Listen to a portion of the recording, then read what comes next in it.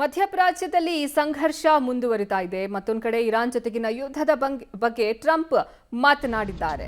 ಅಮೆರಿಕದ ಡಿಸಿ ವಾಷಿಂಗ್ಟನ್ನಲ್ಲಿ ಅಧ್ಯಕ್ಷ ಟ್ರಂಪ್ ಕಿಡಿಕಾರಿದ್ದಾರೆ.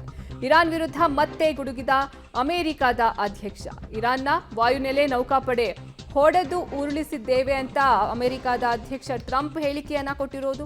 ಇರಾನ್ನ 7,000 ಪ್ರದೇಶಗಳು ನಾಶ ಆಗಿವೆ ಅನ್ನುವಂತಹ ಮಾಹಿತಿಯನ್ನ ಟ್ರಂಪ್ ನೀಡಿದ್ದಾರೆ. ಇರಾನ್ ಜೊತೆಗಿನ ಯುದ್ಧದ ಕುರಿತು ಟ್ರಂಪ್ ಮಾತನಾಡಿದ್ದಾರೆ. ಇರಾನ್ನ ವಾಯುಸೇನೆ ನೌಕಾಪಡೆ ನಾಶವಾಗಿವೆ. ಅಮೆರಿಕ ಅದನ್ನ ಧ್ವಂಸ ಮಾಡಿದೆ. ಇರಾನ್ನ 90% ಮಿಸೈಲ್ಗಳನ್ನು ಸಹ ನಾವು ನಾಶಪಡಿಸಿದ್ದೇವೆ.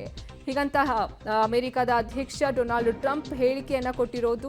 ಇರಾನ್ನ ಶಸ್ತ್ರಾಸ್ತ್ರ ತಯಾರಿಕಾ ಕೇಂದ್ರಗಳನ್ನು ಸಹ ನಾವು ಉಡೀಸ್ ಮಾಡಿದ್ದೇವೆ ಅನ್ನುವಂಥ ಮಾತನ್ನ ಟ್ರಂಪ್ ಹೇಳಿರೋದು. ಸದ್ಯ ಮಧ್ಯಪ್ರಾಚ್ಯದಲ್ಲಿ ಯುದ್ಧದ ಸಂಘರ್ಷ ಮುಂದುವರಿತಾ ಇದೆ.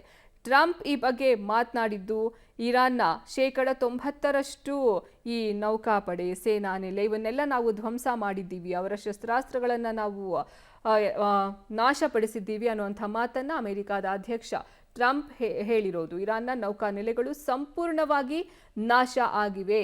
ಇರಾನ್ನ ವಾಯುನೆಲೆ ನೌಕಾಪಡೆಯನ್ನ ನಾವು ಹೊಡೆದು ಉರುಳಿಸಿದ್ದೀವಿ ಅಂತ ಟ್ರಂಪ್ ಹೇಳಿಕೆಯನ್ನ ಕೊಟ್ಟಿರೋದು.